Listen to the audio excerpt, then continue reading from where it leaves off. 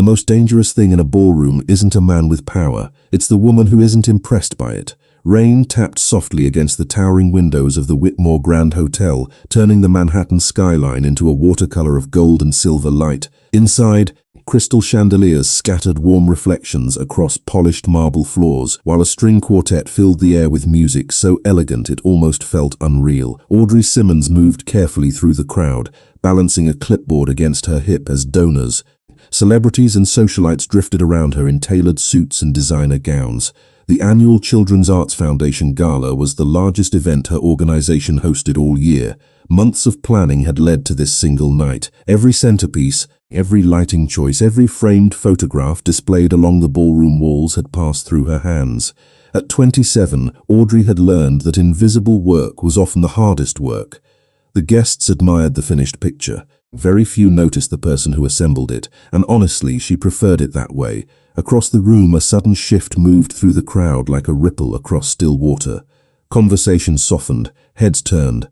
People who moments ago had been speaking confidently suddenly seemed eager to be noticed. Audrey didn't need to look to know someone important had arrived. Manhattan had its own language of power. She recognized it instantly. What she didn't know was that tonight, that language was about to change her life. Near the ballroom entrance, Rafael Marino stepped inside beneath a wash of golden light. At 34, he carried himself with the calm certainty of a man accustomed to attention but uninterested in chasing it. His charcoal suit fit perfectly. His dark hair was neatly combed back. Around him moved several associates who blended seamlessly into the event, while somehow making everyone aware of their presence. Wealth explained some reactions, influence explained others. Yet neither fully accounted for the effect Raphael had on a room. People made space without being asked. Audrey noticed him only because everyone else did. She glanced up from her clipboard and immediately looked away. Another powerful donor. Another wealthy man people wanted something from. She had spent years watching rich men arrive at charity events searching less for causes and more for admiration. Her attention returned to her work. Unfortunately for her, Raphael noticed the glance. And more importantly, he noticed how quickly it disappeared. Most people stared. Audrey dismissed him in less than 2 seconds. A faint smile touched the corner of his mouth before disappearing. Across the ballroom, the quartet shifted into a slower piece. Couples began drifting toward the dance floor beneath the chandeliers. A board member approached Audrey carrying a nervous smile. "The guest list is thrilled," he said quietly. "Especially about Mr. Marino." Audrey nodded politely. "That's good for fundraising. You should introduce yourself." "Why? Because everyone wants an introduction." Audrey looked toward the dance floor. "That sounds exhausting." The board member laughed awkwardly before wandering away. Less than 20 feet away, Raphael heard every word. His expression remained unchanged, but his attention stayed fixed on her. An hour passed, speeches began, pledges were announced. Applause echoed through the ballroom. Audrey remained busy moving between tables, coordinating schedules, solving problems before anyone noticed them. It was almost 11 when she finally paused near the edge of the dance floor. The music softened, guests swayed beneath the chandeliers. For the first time all evening, she allowed herself a breath. Then a shadow fell across the marble floor in front of her. Audrey looked up. Rafael Marino stood there, close enough for conversation, far closer than she expected. Around them, several nearby guests immediately became interested in absolutely nothing while secretly listening to everything. "Would you dance with me?" he asked. The question was simple. His voice was calm. No arrogance, no assumption, just confidence. Audrey blinked once, then twice. She could practically feel dozens of eyes turning toward her. "No," she said. Silence followed, not complete silence. The quartet continued playing. Glasses still clinked. Conversations continued elsewhere. Yet for those closest to them, the moment felt frozen. Raphael expected annoyance, maybe surprise. Instead, she saw something entirely different, curiosity. "No," he repeated. "I'm working," she said, "and even if I wasn't, I don't really dance with strangers." A heartbeat passed, then another. Raphael studied her face as if she had become the most interesting person in the room. What she didn't know was that no one had refused him publicly in years, not because they were afraid, because they usually wanted something. For the first time that evening, Raphael smiled. A real smile, small, genuine, dangerous only because it meant he had made a decision. He leaned slightly closer, lowering his voice so only she could hear the single word that followed. "Mine." Audrey's breath caught.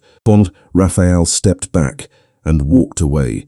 leaving her staring after him while the music continued and the chandeliers glittered overhead.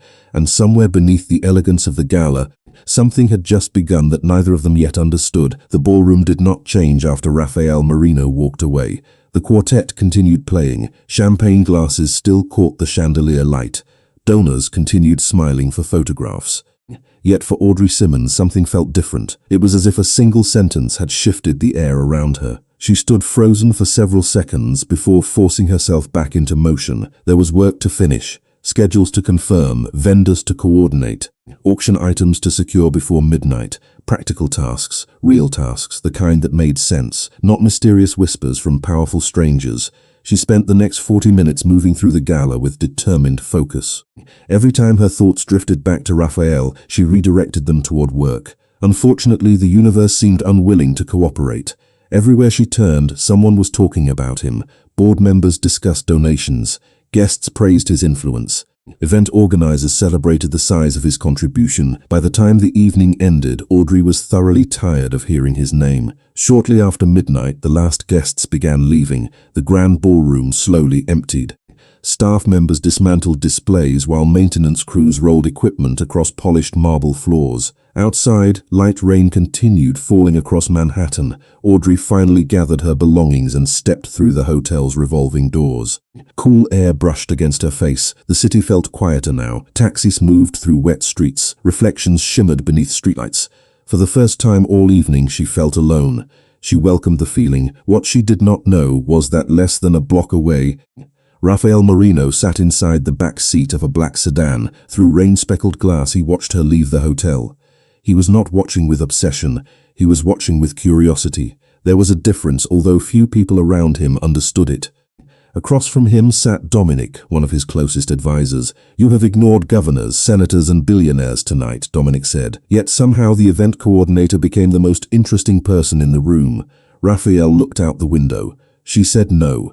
Dominic laughed softly. "That is all?" Raphael considered the question. "No." She said no because she meant it. Outside, Audrey started walking toward the subway entrance 3 blocks away. She preferred public transportation whenever possible. It reminded her that life existed beyond luxury hotels and charity galas. Her heels clicked against damp pavement. The city smelled like rain and concrete. Familiar, honest. Halfway down the block, her phone vibrated. A text message from her friend Claire appeared.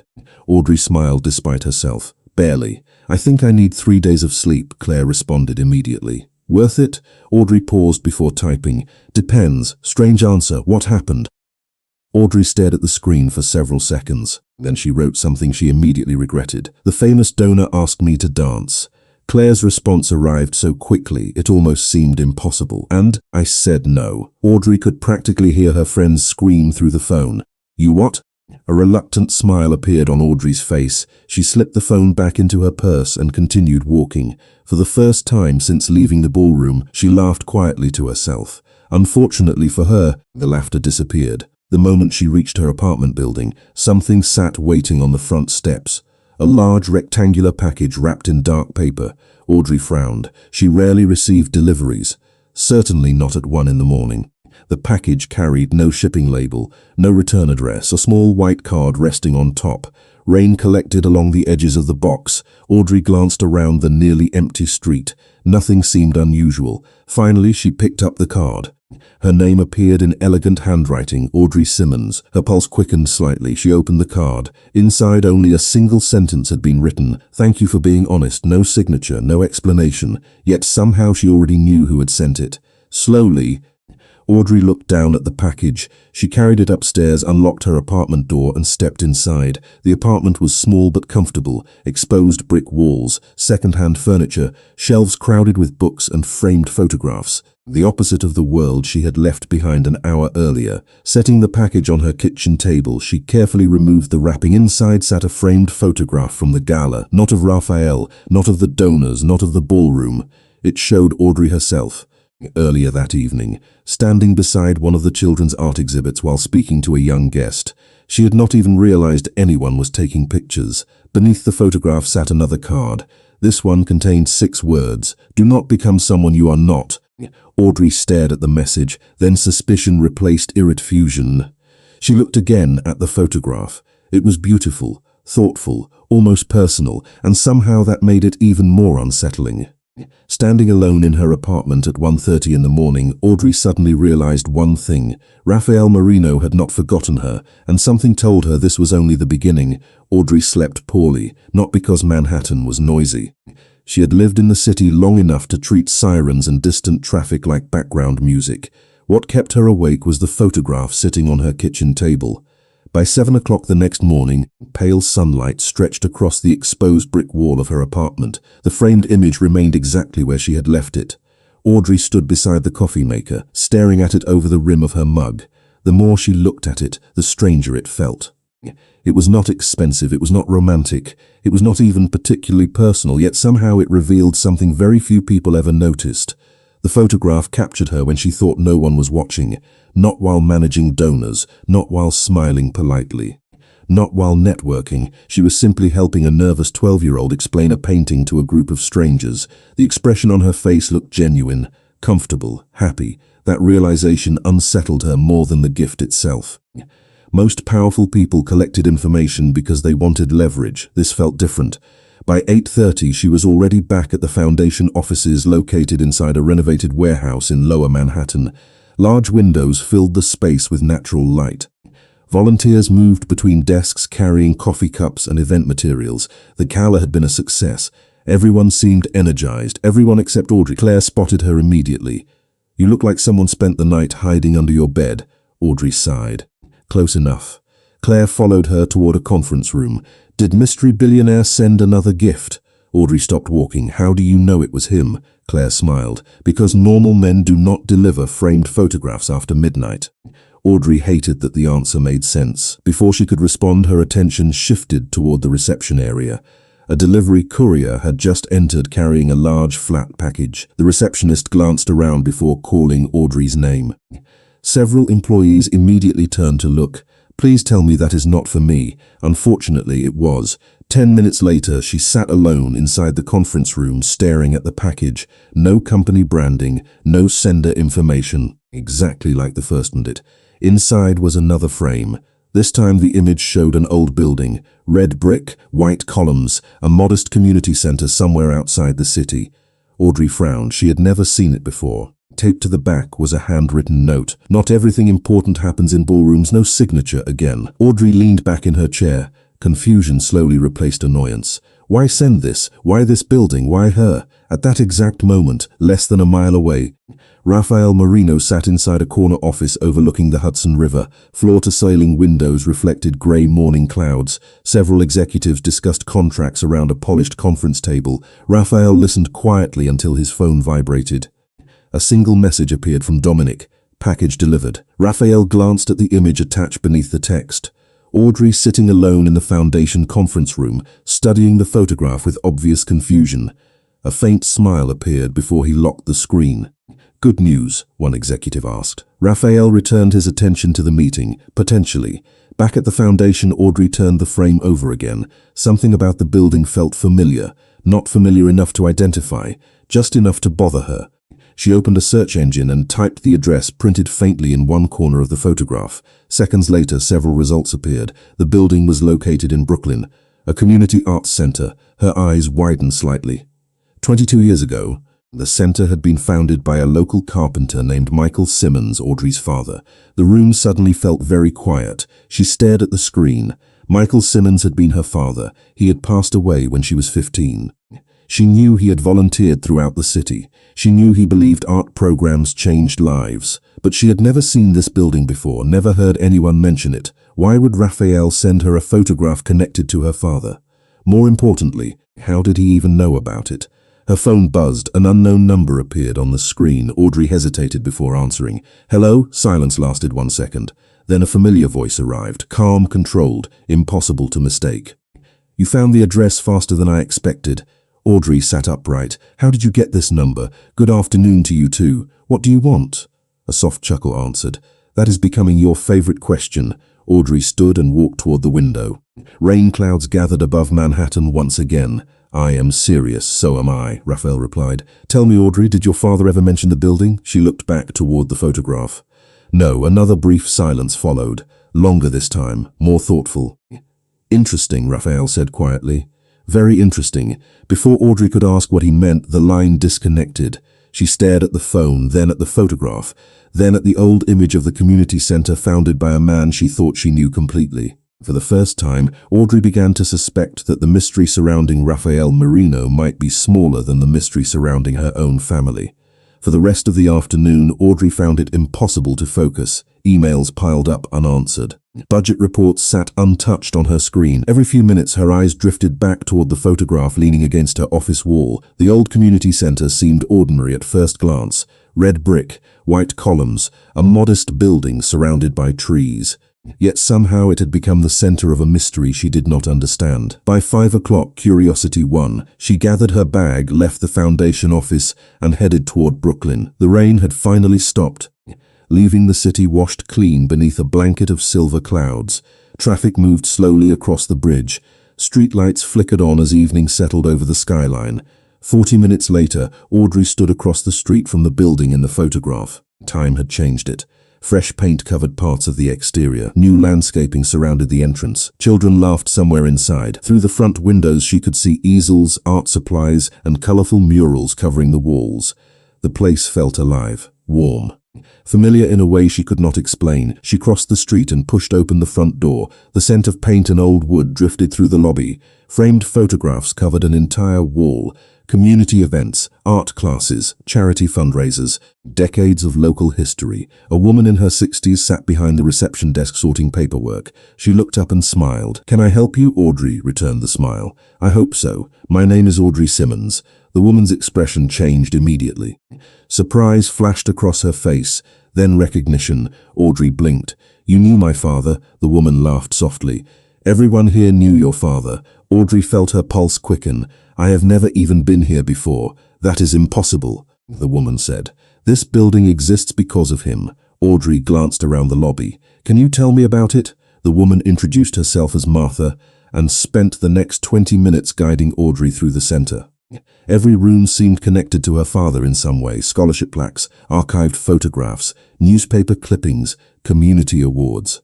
As they walked, Audrey discovered stories she had never heard before. Children whose lives had been changed by free art programs. Families helped during difficult times. Neighborhood projects organized by volunteers. Michael Simmons appeared everywhere, yet none of it matched the version of her father she remembered. At home, he had been kind but quiet, humble, almost reluctant to discuss his accomplishments. Here he seemed larger than life. "Why did he never tell me about any of this?" Audrey asked. Martha smiled sadly. "Your father never liked attention." They stopped beside a display case near the back of the building. Inside sat dozens of photographs from the center's early years. Audrey leaned closer, then froze. One image immediately caught her eye. It showed her father standing beside another man outside the building during its construction. The photograph had clearly been taken more than 20 years earlier. The colors slightly faded, yet the second man's face remained unmistakable. Audrey stared in disbelief. The man looked exactly like Rafael Marino. Not Rafael today. Younger, perhaps by a decade, but undeniably him. Same eyes, same possible, Audrey whispered. Martha followed her gaze. "Oh, that one. Who is he?" Martha hesitated. "I am not sure. He only came around a few times." Audrey could not look away from the photograph. "Do you remember his name?" "No. Michael never introduced him properly." Audrey felt her heart beating faster. The timeline made no sense. 22 years ago, Raphael would have been little more than a teenager. Why would he be standing beside her father? Why would he know about this building? Why would he send her photographs connected to it? Questions piled on top of questions. Then Martha pointed toward the bottom corner of the display case. "There is something else." Audrey lowered her eyes. A small brass plaque sat beneath the photograph. Most of the lettering had faded with age. She leaned closer until she could read the inscription, "Dedicated to the partnership that made this dream possible. Michael Simmons and the Marino Family Foundation." Audrey went completely still. Outside, thunder rolled softly above Brooklyn. Inside, the noise of the center seemed to disappear. The Marino Family Foundation. The name echoed in her mind. Suddenly, Raphael's interest no longer felt random. It no longer felt like curiosity. It felt connected to something much older, something buried, something neither her father nor anyone else had ever explained. And as Audrey stared at the faded plaque beneath the photograph, she realized one unsettling truth. Rafael Marino had not been searching for her. He might have been searching for her father all along. Audrey left the community center long after sunset. The city had transformed into a river of headlights and reflections, every wet sidewalk glowing beneath the scattered lights of Brooklyn. She walked slowly toward the subway station, her thoughts moving faster than the trains beneath the streets. The Marino Family Foundation. The words refused to leave her mind. She had spent years believing she understood her father's life. Now, in less than 48 hours, she had discovered an entire chapter that seemed to have vanished from family history.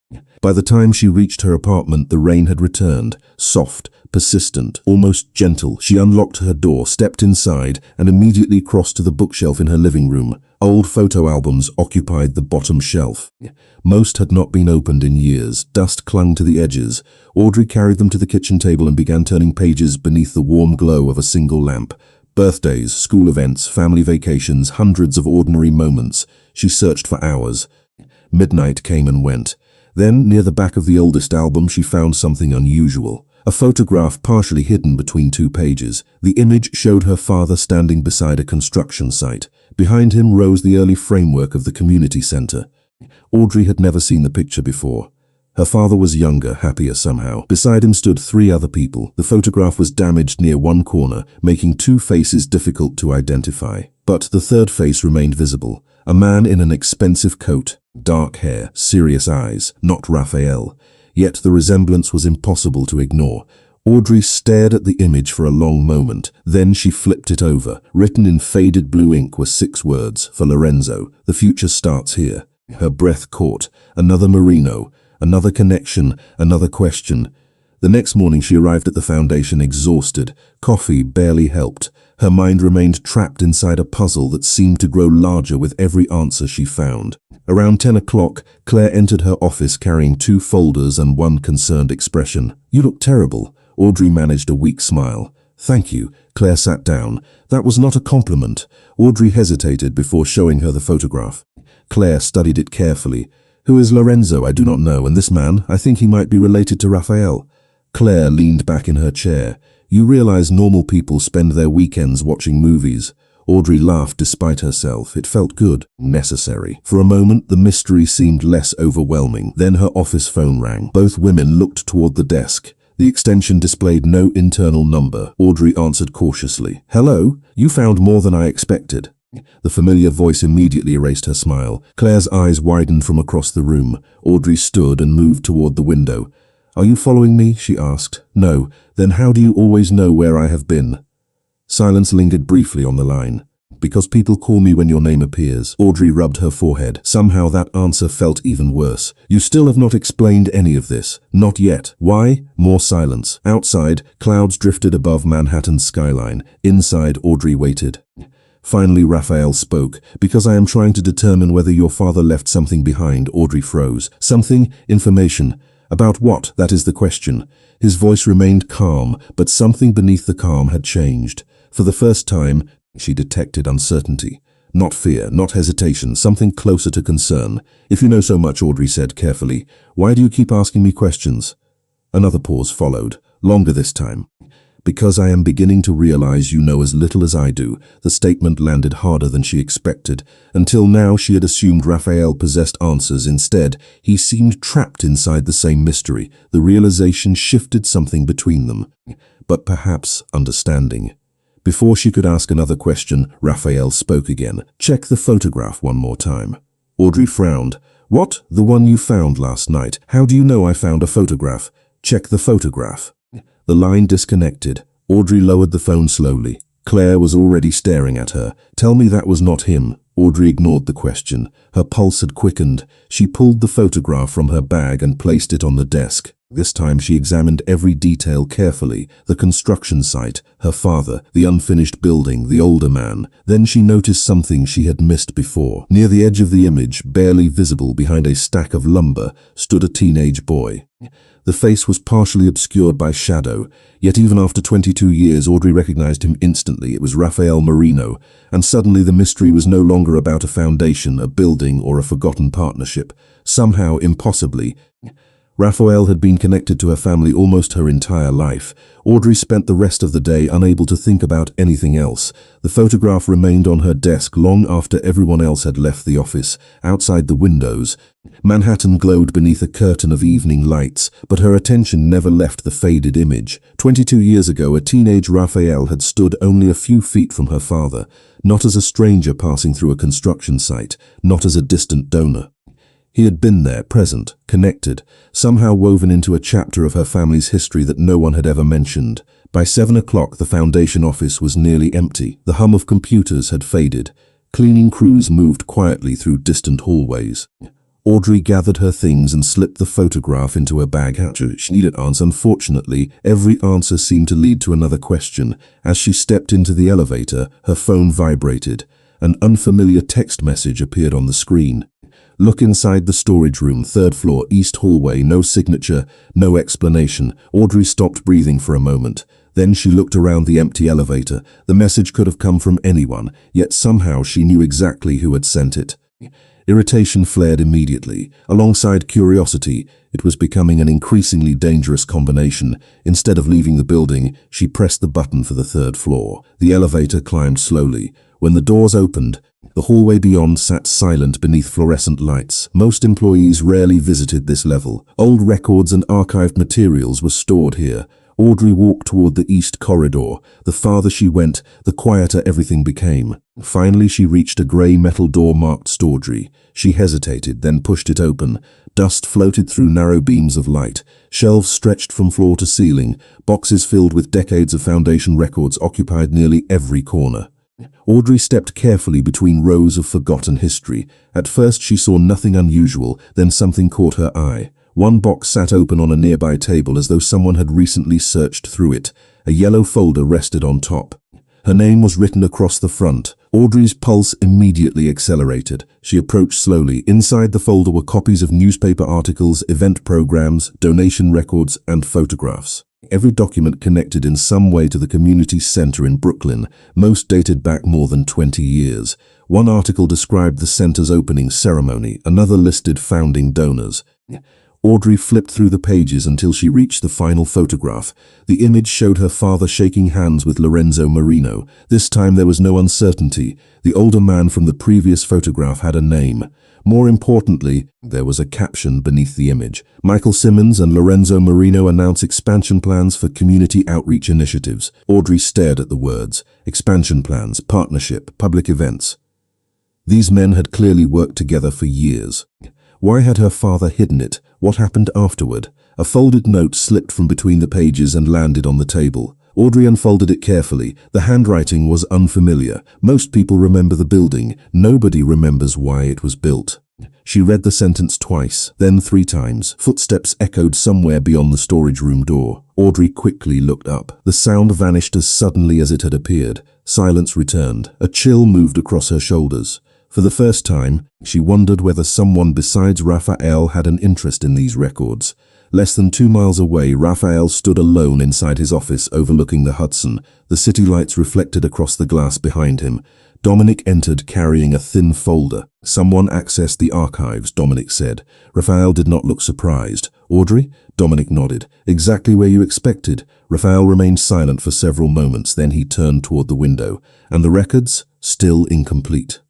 Dominic's expression darkened slightly. The missing files have not reappeared. Raphael looked back toward the skyline. 22 years of unanswered questions sat buried somewhere inside those missing documents. Questions his father had spent years trying to resolve before his death. Questions Raphael had inherited. Questions that now seemed connected to Audrey Simmons in ways neither of them fully understood. Back inside the storage room, Audrey carefully gathered the papers and returned them to the folder. She no longer believed she had stumbled into an old family story. This felt different, bigger, more deliberate. As she reached for the final photograph one last time, something slipped from the back of the frame and landed on the table. It was a key, small, brass, old enough to show wear along the edges. Attached to it hung a faded tag marked with a single handwritten number, 214.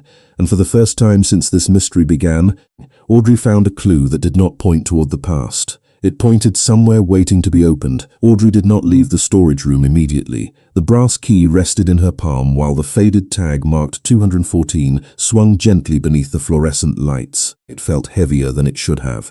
Not because of its size, because of what it represented. For days, she had been chasing photographs, names, and half-finished stories buried beneath 2 decades of silence. Now she held something tangible, something real. A key existed for a reason, a lock existed somewhere, and someone had wanted her to find it. By the time she stepped outside the foundation building, the city had settled into evening. Cool air drifted through Manhattan streets. Office workers filled sidewalks. Taxi horns echoed between glass towers. Audrey stared again at the number on the tag. 214. It sounded familiar. Not an address, not a date, a room number. The realization arrived slowly, then all at once. She reached into her bag and pulled out the folder from the archives. Inside one of the old event programs, she remembered seeing a hotel name connected to a fundraising conference held more than 20 years earlier. Her pulse quickened as she flipped through the pages. There it was, the Lexington House Hotel, a building that no longer operated as a hotel. Several years ago, it had been converted into offices and private event spaces. Audrey immediately searched the address on her phone. The building still stood in Midtown, and according to the online floor plans, room numbers on the second floor began with 200, including 214. Less than an hour later, she stood across the street from the old building. Rain threatened overhead. The structure looked forgotten compared to the polished towers surrounding it. Old stone, narrow windows, brass fixtures worn by time. A place people walked past without noticing. Audrey crossed the street. Inside, a security desk occupied the lobby. She approached with practiced confidence. "I am looking for archive storage related to a former charitable foundation," she said. "Someone told me there might be records here." The elderly security guard barely glanced up. "Second floor, most of those rooms are empty now." Audrey thanked him and stepped into an elevator that looked almost as old as the building itself. The ride lasted less than 30 seconds. Yet by the time the doors opened, her heartbeat had doubled. Room 214 sat near the end of a quiet hallway. No sign, no name, just a wooden door. She stopped in front of it and looked down at the brass key. For one brief moment, she considered turning around. This entire situation felt impossible. Her father, Lorenzo Marino, Raphael as a teenager, too many coincidences had already piled up. Slowly, she inserted the key into the lock. The door opened. Dust greeted her first, then silence. The room beyond resembled a forgotten office frozen in time. Filing cabinets lined the walls. Old desks sat beneath white sheets. A single window overlooked the city.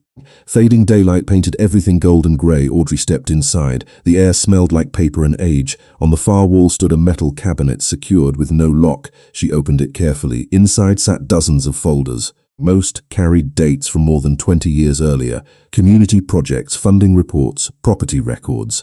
She searched methodically until one folder caught her attention. Marina Dacian Partnership. Her hands trembled slightly as she opened it. The first pages contained ordinary documents, financial records, meeting notes, building permits. Then she found a letter. The paper had yellowed with age. At the bottom appeared 2 signatures, Michael Simmons, Lorenzo Marino. Audrey read every line, then read it again. The letter described a shared vision, a commitment to creating arts programs for underserved neighborhoods. Nothing secret, nothing suspicious, just 2 men trying to build something meaningful. Yet one sentence changed everything. "In the event of unforeseen circumstance, materials shall remain protected until the debt is repaid." Audrey stared at those words. The debt. Not money, not property. Something else. A debt. Footsteps echoed behind her. She spun around. Standing in the doorway was Raphael Marino. His dark suit contrasted against the fading sunlight behind him. For several seconds, neither spoke. Audrey looked from the letter to his face. "You knew I would come here." Raphael's expression remained calm. "I hoped you would." Audrey lifted the document. "What debt?" For the first time since she met him, uncertainty appeared in his eyes. Small, fleeting, real. Then he stepped into the room and quietly answered the question that had haunted both of them for days. "The debt my family owed your father." The room seemed smaller after Raphael spoke. Dust floated through the fading sunlight. Somewhere beyond the window, Manhattan continued moving through another ordinary evening. Yet inside room 214, nothing felt ordinary anymore. Audrey stared at him across the forgotten office. Your family owed my father a debt. Raphael nodded once, his eyes never left hers, a debt that was never repaid. Audrey looked down at the letter in her hands. The paper suddenly felt fragile. 22 years of questions rested between its folds. Start from the beginning, she said quietly. Raphael moved toward one of the old desks and rested his hand against the worn wood. For a moment he seemed less like the powerful man she had met at the gala and more like someone carrying the weight of a story he had never wanted to inherit. My father rarely spoke about the past, he said. When I was 12, I overheard a conversation between him and Lorenzo. They were discussing a man named Michael Simmons. They spoke about him with respect, almost gratitude. Audrey listened carefully. Why? Raphael glanced toward the letter. Because your father helped save something they were about to lose. She frowned. The foundation? More than that. Rain began tapping softly against the old window. The sound filled the silence between them. Raphael continued. 22 years ago, Lorenzo wanted to expand community programs throughout New York. The project was struggling, funding problems, legal complications, delays. Most people walked away. Audrey thought of the photographs she had found, the unfinished building, the volunteers. My father stayed, yes. Raphael's voice softened slightly. Everyone else saw a difficult project. Michael Simmons saw children who needed opportunities.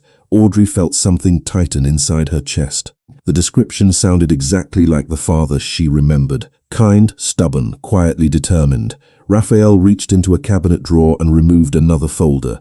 Unlike the others, this one appeared carefully preserved. He placed it on the desk between them. This is why I came looking for him. Audrey opened the folder. Inside sat dozens of letters exchanged between Michael Simmons and Lorenzo Marino. She began reading. The words painted a picture she had never imagined. Two men from completely different worlds working toward the same goal. Scholarships, arts education, neighborhood development. The letters spoke about hope, responsibility, service. Nothing about wealth, nothing about influence. Just work that mattered. Audrey turned another page and froze. A photograph slipped free and landed on the desk. This one was clearer than the others. Her father stood beside Lorenzo Marino outside the community center. Both men were smiling. On the back, someone had written a short message. Some debts can never be measured in dollars. Audrey swallowed hard. What happened? She asked. Raphael looked toward the window. That is the part nobody fully understands. The answer surprised her. You do not know? For the first time since meeting him, Audrey heard genuine frustration in his voice. After the center opened, records began disappearing. Projects ended unexpectedly. Communication stopped. Then your father died. The room fell silent. Audrey lowered her eyes. Even after 12 years, hearing those words still hurt. Raphael continued carefully. My father spent the rest of his life trying to understand what happened, and now you are doing the same thing. Yes. Audrey looked back at the letters. Every page seemed to reveal a version of her father she had never known, a man whose influence extended far beyond their family, a man respected by people she had never met. Then she noticed another envelope hidden near the bottom of the folder. Unlike the others, it remained sealed. Michael Simmons was written across the front in elegant handwriting. Audrey's pulse immediately accelerated. Have you opened this? She asked. Raphael shook his head. No, why not? Because it was addressed to him. The answer caught her off guard. She studied him for a moment. Most people in his position would have opened it years ago, yet somehow he had left it untouched, waiting for her. Audrey carefully broke the seal. Inside sat a single sheet of paper. Her message was short, painfully short. Her eyes moved across the page, then stopped. Every color seemed to drain from the room. What is it? Raphael asked. Audrey looked up. Her voice barely rose above a whisper. It is from Lorenzo. Raphael took a step forward. What does it say? Audrey stared at the final sentence written on the page. A sentence that changed everything they thought they knew. Then she read it aloud. If anything happens to me, tell Michael the truth. He saved my life long before he saved the foundation. The words lingered in the room long after Audrey finished reading them. Rain continued tapping against the window. The old office remained frozen in fading evening light, yet everything felt different now. Michael Simmons had not simply worked with the Marino family. He had saved Lorenzo Marino's life. Audrey lowered the letter slowly. Her hands trembled. Across from her, Raphael remained completely still. For perhaps the first time since she met him, he looked genuinely stunned. My father never knew that, he said quietly. Audrey looked. You are sure? Raphael nodded. If he had known, he would have told me. Silence settled between them. 22 years of missing history suddenly felt closer than ever. Audrey returned her attention to the letter. The page contained only a few paragraphs. Most discussed future plans for the community center, scholarship programs, expansion efforts, volunteer recruitment. Then she noticed something written beneath Lorenzo's signature. A handwritten note squeezed into the lower margin. She moved closer to the window to read it. The ink had faded. Time had nearly erased it. Yet several words remained visible. Trust only the records kept at Harbor House. Audrey frowned. Harbor House. Raphael stepped beside her. What is it? His expression changed immediately. Recognition flashed across his face. I know that name. Audrey felt her pulse quicken. What is it? Raphael looked toward the darkening skyline outside. Not a place. A project. One that disappeared. The answer only created more questions. Audrey folded the letter carefully and returned it to the envelope. You are going to have to start explaining things. A faint smile touched Raphael's face. Fair. He walked toward one of the old filing cabinets and leaned against it. Harbor House was supposed to be the largest community initiative Lorenzo ever funded. Affordable art programs, educational grants, career training. Everything your father believed in. Audrey listened carefully. Nobody knows. Raphael's voice grew quieter. The project vanished before construction began. Audrey shook her head. Projects do not just vanish. Exactly. The room fell silent again. Outside, thunder rolled across Manhattan. The storm was growing stronger. Audrey looked back through the folders scattered across the desk. For the first time, she noticed something missing. Every document referenced the community center. Several mentioned expansion plans. No proposals, no budgets, no blueprints. It was as if someone had deliberately removed every trace. A chill moved through her. The missing records. Raphael nodded. That is what my father spent years searching for. Audrey suddenly understood. The missing files were not random. Someone had separated them from everything else. Someone wanted Harbor House forgotten. At that exact moment, a gust of wind rattled the old window. The sound made both of them look up. Then Audrey noticed something strange. A narrow shelf sat high along the wall above the cabinets, hidden behind years of dust, hidden so well neither of them had seen it before.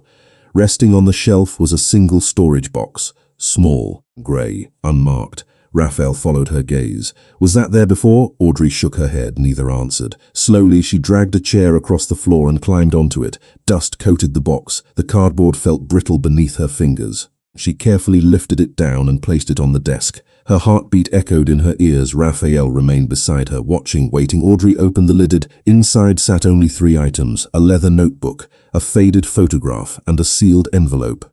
She picked up the photograph first, and Lorenzo standing beside a large waterfront property. Behind them hung a sign, Harbor House Community Center coming soon. Audrey stared at it in disbelief. The project had been real, completely real. Next, she reached for the notebook. Michael Simmons was embossed across the cover, her father's journal. A journal she never knew existed. The discovery stole her breath. Finally, Audrey lifted the sealed envelope. Unlike Lorenzo's letter, this one carried no name on the front. 22 years old, the same year everything changed. She looked at Raphael. He looked back at her. Neither spoke. Slowly, Audrey broke the seal. Inside rested a single folded page. She unfolded it carefully. The first sentence immediately made her heart stop, because it was written in her father's handwriting, and the message began with 6 words she never expected to read. If you are reading this, someone finally found the truth. Audrey read the first line 3 times before continuing. The words blurred beneath the dim light of the forgotten office. Rain pressed against the windows. Thunder rolled somewhere beyond the skyline. Across the desk, Raphael remained silent. He understood instinctively that this letter belonged to her before it belonged to anyone else. Audrey took a slow breath and continued reading. The handwriting was unmistakably her father's, steady, careful, familiar. If you are reading this, someone finally found the truth. That sentence was followed by several paragraphs written years before his death. Michael Simmons explained that Harbor House had never failed because of money. It had never failed because of public support. The project ended because Lorenzo himself chose to stop it. Audrey frowned. That made no sense. Everything they had discovered suggested Lorenzo believed deeply in the mission. She continued reading. 22 years ago, Lorenzo received devastating medical news. The details were not included, only the outcome. He believed he would not live long enough to complete the project. Rather than allowing unfinished promises to become public failures, He quietly suspended Harbour House and redirected resources toward existing community programs, including the center Audrey had visited in Brooklyn. Michael described spending months trying to change Lorenzo's mind. He failed. Lorenzo remained convinced that protecting what already existed mattered more than chasing expansion. Audrey looked up briefly. "That is not what anyone expected." Raphael nodded slowly. "No." She returned to the letter. The next section changed everything again. Lorenzo had never intended Harbour House to disappear permanently. He created a private trust. He transferred land, funding and development plans into protected archives. Then he left instructions. If the future generation ever chose to continue the dream, everything necessary would remain waiting. Audrey's heartbeat quickened. The project had not been destroyed. It had been preserved, hidden, waiting. She turned the page. Near the bottom appeared another passage. This one felt more personal. Lorenzo feared that gratitude could become a burden. Michael had saved him years earlier during a difficult chapter of his life. Not through heroics, not through money, through kindness.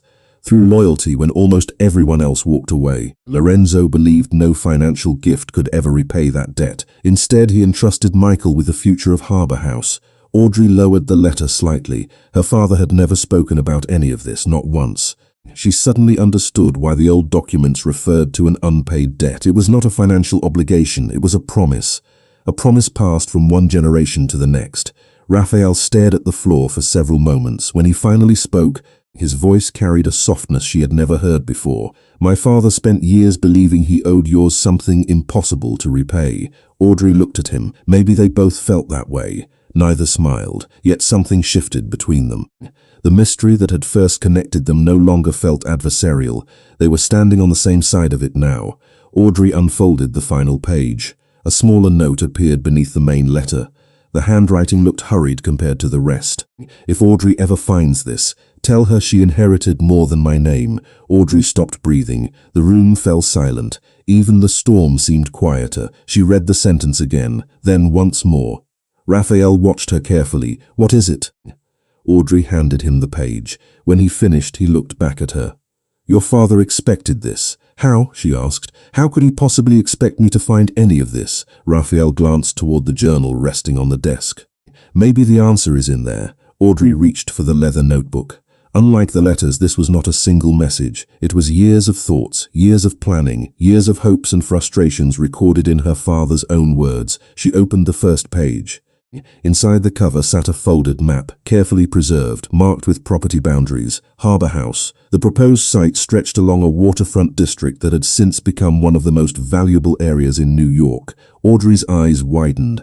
The trust still owned it. 22 years later, she quickly checked the attached documents. Raphael moved closer. Together they read the final confirmation. The trust remained active. The property remained protected. The funding remained untouched. Everything Lorenzo had hidden still existed, waiting exactly where he left it. Audrey slowly lowered the papers.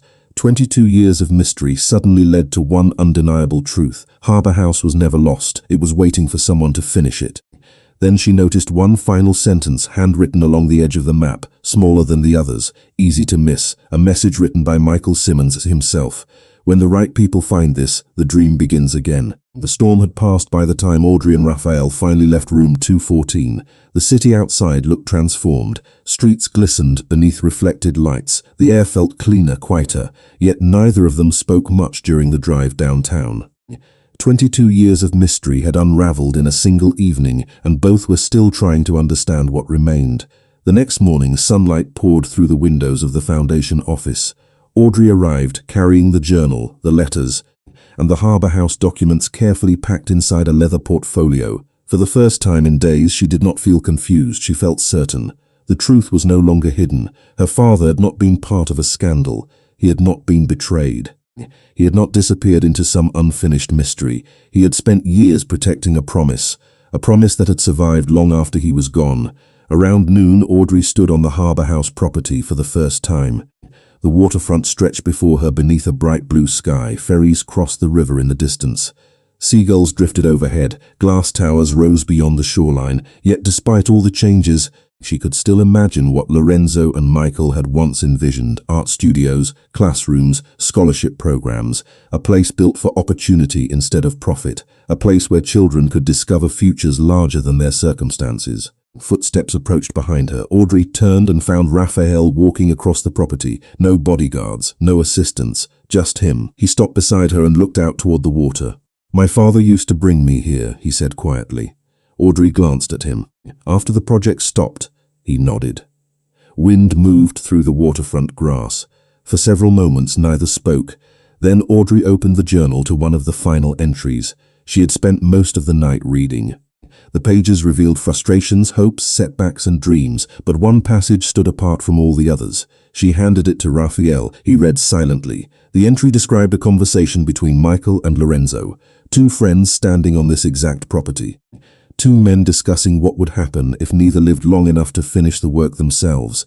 At the bottom, Michael had written a final observation: "Great projects are never owned, they are inherited." Raphael lowered the journal slowly. His eyes remained fixed on the page. "He sounds exactly like the man my father described." Audrey smiled softly. "I wish I had known this version of him." "Maybe you do." She looked at him. "What do you mean?" Raphael closed the journal. "You spent your life building opportunities for people. That sounds familiar." The compliment caught her off guard. Not because of what he said, because he genuinely meant it. The silence that followed felt comfortable. Different from the tension that had defined their first meetings. The mystery had brought them together. Now that mystery was gone. What remained was something neither expected: respect, understanding, trust. Later that afternoon, they met with attorneys overseeing the dormant trust.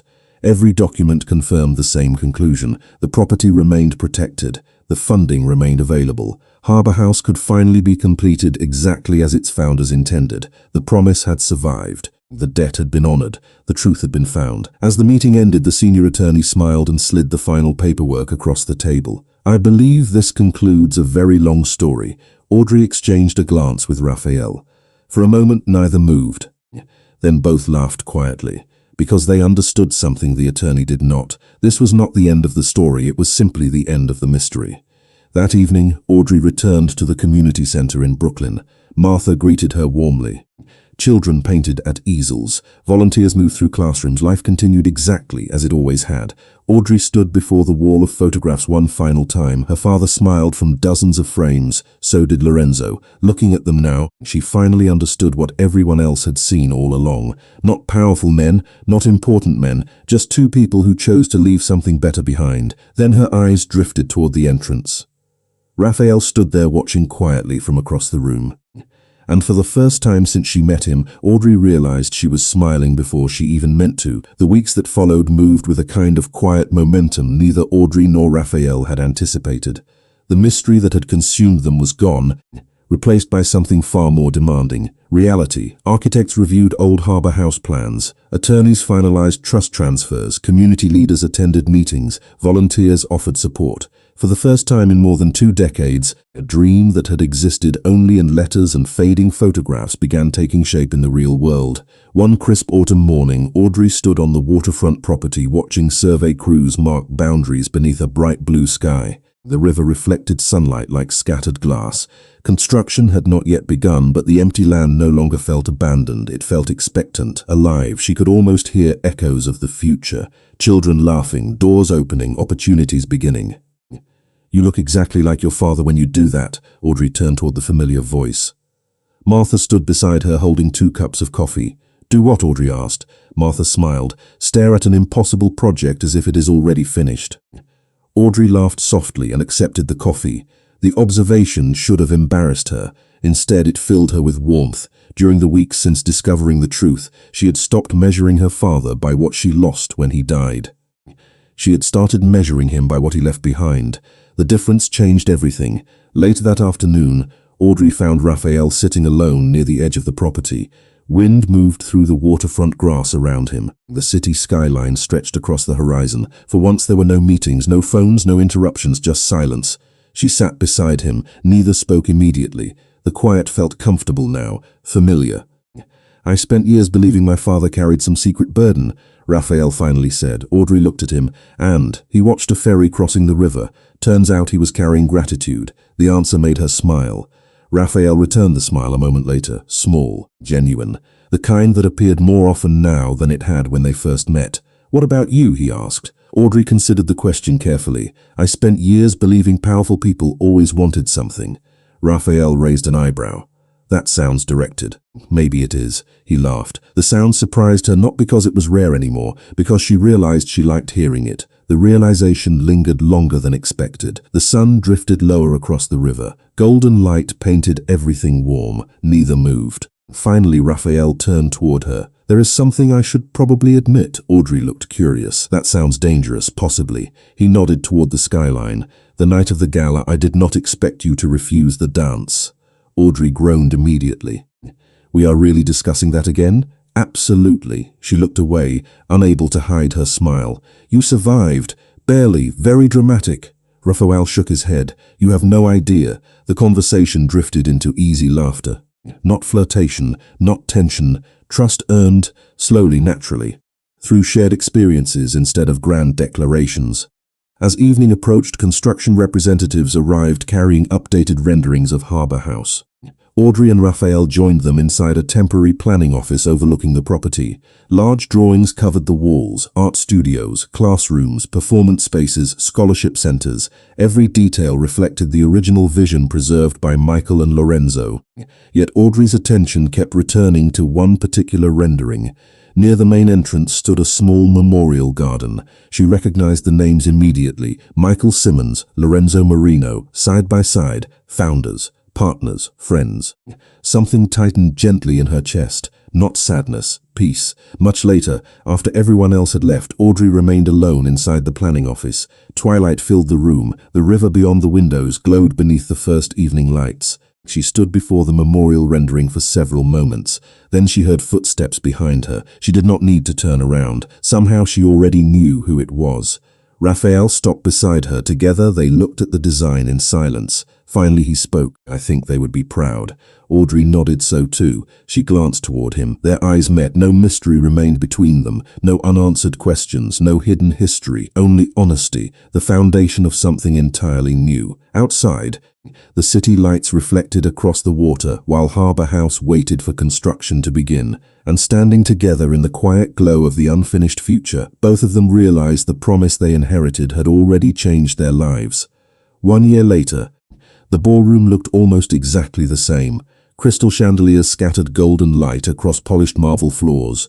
A string quartet played beneath soaring ceilings. Guests moved through the room in elegant suits and evening gowns. Laughter drifted through the air. Champagne glasses reflected the city lights beyond the towering windows. Yet everything else had changed. Audrey stood near the center of the room, watching a presentation projected onto enormous screens suspended above the gala floor.